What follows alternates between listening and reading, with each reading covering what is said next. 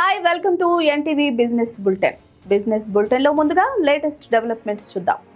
దేశీయ stock market కొత్త సంవత్సరంలో తొలిసారిగా ఇవాళ మంగళవారం నష్టాలతో ప్రారంభమైంది. గత 4 సెషన్లలో వరుసగా వచ్చిన లాభాలకు బ్రేక్ పడింది. నిఫ్టీ మిడ్ క్యాప్ 100 మాత్రమే లాభాల్లో ఆరంభమైంది. మిగతా సూచీల వివరాల్లోకి వెళితే సెన్సెక్స్ 153 పాయింట్లకు పైగా నష్టపోయింది. 84,625.70 పాయింట్ల వద్ద స్టార్ట్ అయింది. నిఫ్టీ 26 పాయింట్లు కోల్పోయి 25,940 పాయింట్ల వద్ద మొదలైంది. నిఫ్టీ బ్యాంక్ సూచీ కూడా 107 పాయింట్లకు పైగా లాస్ అయి 58,006.60 పాయింట్ల వద్ద లాంచ్ అయింది. కెనరా రోబెకో ఏఎంసీ షేర్ విలువ 9% పైగా, బాటా కంపెనీ స్టాక్స్ వాల్యూ 5% పైగా పడిపోయింది. సాయి సిల్క్స్ 9% పైగా లాభపడింది. కేన్స్టెక్ 2% పైగా ప్లస్ అయింది. ట్రేడింగ్ ప్రారంభమైన అర్ధగంట తర్వాత సూచీలన్నీ లాభాల బాట పట్టాయి. డాలర్తో పోల్చితే రూపాయి విలువ 88.32 వద్ద ఉంది. ఇటీవల నిత్యం అంతకంతకు పెరిగిన బంగారం, వెండి రేట్లు క్రమంగా తగ్గుతున్నాయి. అయితే ఈ తగ్గుదల అంతర్జాతీయంగా నమోదైంది, కానీ దేశీయంగా మాత్రం కాదు. దీనికి గల కారణాలేంటో ఇప్పుడు చూద్దాం. నిన్న సోమవారం గ్లోబల్ మార్కెట్లో ఔన్స్ గోల్డ్ రేటు అంటే 31.10 గ్రాముల పసిడి ధర $107 పైగా తగ్గింది. తద్వారా $4,006 వద్ద ట్రేడ్ అవుతోంది. కానీ డొమెస్టిక్ మార్కెట్లో డాలర్ విలువ 36 పైసలు పెరగడంతో పుత్తడి రేటు తగ్గలేదు. ఈ నేపథ్యంలో సోమవారం అర్ధరాత్రి 11:30 సమయంలో హైదరాబాద్ బులియన్ మార్కెట్లో 10 గ్రాముల స్వర్ణం ధర $124,400 పలికింది. కిలో వెండి రేటు $148,200 నమోదైంది.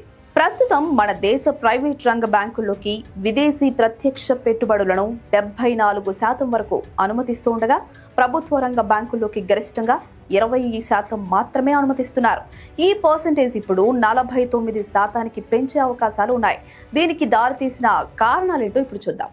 ప్రభుత్వ, ప్రైవేటు రంగ బ్యాంకుల మధ్య నియంత్రణ అంతరాన్ని తగ్గించేందుకే పిఎన్బిలోకి మరింత ఎఫ్డిఐని అనుమతించాలని భావిస్తున్నట్లు తెలుస్తోంది.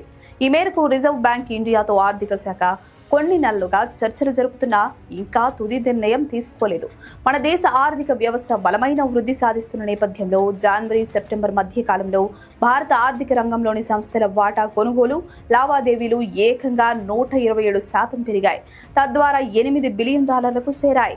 మరింత ఎఫ్డిఐకి అనుమతిస్తే ప్రభుత్వ బ్యాంకుల్లోకి మూలధన ప్రవాహం పెరుగుతుంది. కొన్ని పరిస్థితులు అనుకూలంగా లేకపోయినప్పటికీ ప్రస్తుత ఆర్థిక సంవత్సరంలో మన ఎకానమిక్ గ్రోత్ బలంగానే నమోదయ్యే అవకాశం ఉందని ప్రభుత్వం పేర్కొంది. ఈ మేరకు ఆర్థిక శాఖ జారీ చేసిన ప్రకటనలోని అంశాలను ఇప్పుడు పరిశీలిద్దాం. అంతర్జాతీయంగా ఆర్థికపరమైన, వాణిజ్యపరమైన అనిశ్చితులు ఉన్నాయి, కానీ దేశీయంగా అంతా బాగుంది. ద్రవ్యోల్బణం తక్కువ స్థాయిలో కొనసాగుతోంది. వడ్డీ రేట్లు దిగొచ్చాయి. వర్షపాతం సానుకూలంగా నమోదైంది. జీఎస్టీ రేట్లు ఉపశమనం కలిగించాయి. వస్తువులకు గిరాకీ పెరిగింది. ఈ నేపథ్యంలో ఆర్థిక వృద్ధి బలంగా నమోదవుతుందని ఆర్థిక శాఖ పేర్కొంది. 2025-26లో ఇండియా వృద్ధి రేటు అంచనాలను అంతర్జాతీయ ద్రవ్యనిధి 6.4% నుంచి 6.5%కి పెంచింది.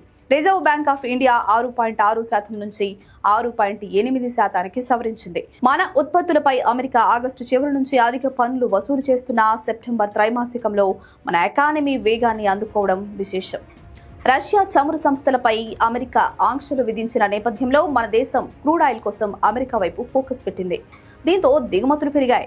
ఈ ఇంపోర్ట్స్ గురించి కెప్లర్ గణాంకాలు ఏం చెప్తున్నాయంటే, ముడి చమురు విషయంలో ఇండియా వ్యూహం మార్చింది. ఇన్నాళ్లు రష్యాపై ఆధారపడ్డ మన దేశం ఇప్పుడు అమెరికా నుంచి కొనుగోలు పెంచింది. ఈ సేల్స్ అక్టోబర్లో గరిష్ట స్థాయికి చేరాయి. 2022 తర్వాత ఇంతగా దిగుమతి చేసుకోవడం ఇదే తొలిసారి. రష్యా చమురు కొనుగోలును తగ్గించాలని అమెరికా ఆంక్షలు విధిస్తూ ఉండడం, అమెరికాతో వాణిజ్య అంతరం తగ్గించుకోవాలని కేంద్రం అనుకోవడం వల్ల ఈ పరిణామం చోటు చేసుకుంది. ఆయిల్ ఇంపోర్ట్స్ రోజుకు 5.4 లక్షల బ్యారెళ్లకు చేరాయి. ఈ నెల చివరి నాటికి ఇవి 5.75కు పెరగొచ్చని అంచనా వేస్తున్నారు. నవంబర్ 4 నుంచి 4.5 లక్షల బీపీటీ దాకా రావచ్చని భావిస్తున్నారు. ప్రభుత్వ రంగ చమురు సంస్థ Indian oil corporation limited September త్రైమాసికంలో మంచి పనితీరును కనబరిచింది. భారీ లాభాలను ప్రకటించింది. ఈ కంపెనీకి ఏడాది కిందటి వరకు ఇన్వెంటరీ నష్టాలు ఎక్కువగానే ఎదురవగా వాటిని ఏ విధంగా అధిగమించిందో ఇప్పుడు చూద్దాం. ఐఓసీఎల్ లేటెస్ట్ క్వార్టర్లో 7,610 కోట్ల స్టాండ్ లోన్ నెట్ ప్రాఫిట్ ను ఆర్జించింది. గత ఆర్థిక సంవత్సరంలోని ఇదే సమయంలో వచ్చిన లాభం కేవలం 180 కోట్లే కావడం గమనార్హం.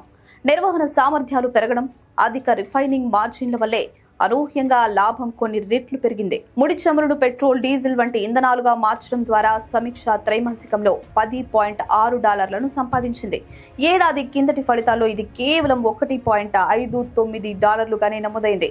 జూన్ క్వార్టర్లోనూ ఇది $2.15 మాత్రమే కావడం గమనించాల్సిన విషయం. మరిన్ని బిజినెస్ న్యూస్ డెవలప్మెంట్స్ తో రేపటి బులెటిన్ లో మళ్ళీ కలుద్దాం. Thank you.